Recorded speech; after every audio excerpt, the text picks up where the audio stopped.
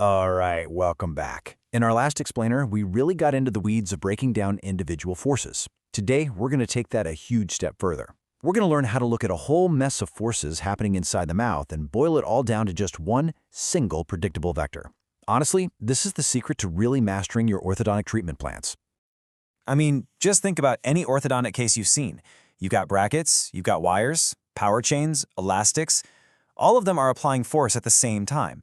And this image right here, it shows you exactly what I'm talking about. We're never ever just dealing with one force. It's a whole system of forces acting all across the dental arch. So here's our mission, plain and simple. We need to find that one force that perfectly represents the combined effect of everything else going on. It's kind of like finding the CEO of the force system, the one that ultimately makes the call on how those teeth are going to move. And that powerful idea, that single force, has a name, the resultant force. And listen, this is way more than just a physics term. It is the absolute foundation for predicting what's going to happen in treatment. If you can figure out the resultant force, you are so much closer to designing orthodontic plans that are not just effective, but predictable. Okay, so to really get a handle on the complicated stuff, we've got to start with the basics, right? So let's kick things off with a simple scenario, one where all the forces you're applying are perfectly lined up, running parallel to each other. So take a look at this classic example. Two vertical elastics, and they're both pulling with exactly 100 grams of force. The key thing here is that they're parallel. That means they're working together, which makes our job of figuring things out a whole lot easier. It's the perfect place to start. So how do we find the resultant force here? Well, the good news is it's super straightforward. First, we just identify our parallel forces. We'll call them F1 and F2. And because they're parallel, we can just add their magnitudes right together. So that's 100 grams plus 100 grams, which gives us a grand total of 200 grams. And that's it. That's our resultant force. It's a single vector, 200 grams, pulling in that same downward direction as the original elastics. See? Simple and effective. But you know as well as I do, things in the clinic are rarely ever this neat and tidy. A lot of the time, forces are coming in from all sorts of different angles, pulling in different directions. So what do we do when our forces aren't parallel?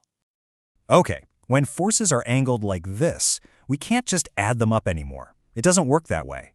We have to pull out that essential tool we talked about in our last explainer. We have to resolve each one of those forces into its basic X and Y components.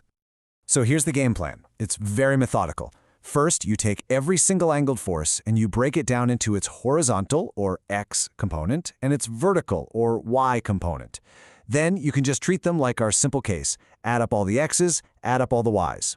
Once you have your total X and your total Y, you just plug them into the Pythagorean theorem to put them back together. That gives you the magnitude and the precise direction of your final resultant force. So that's amazing, right? We can now figure out the magnitude and the direction for pretty much any force system. It feels like we have the whole story. But trust me, there is a massive, crucial piece of this puzzle that we are still missing, and it changes everything. Think about it. We know how much force we have, that's the magnitude. We know which way it's going, that's the direction. But the really critical question, the one that totally determines what actually happens clinically, is where. Where on the tooth, or on the archware, is this resultant force actually being applied? And this right here just illustrates the problem perfectly. Our 200-gram resultant force could be acting along any of these lines. If we apply it here, hey, we might get some nice, pure translation. But what if it's applied over here? Well, now you're going to get tipping.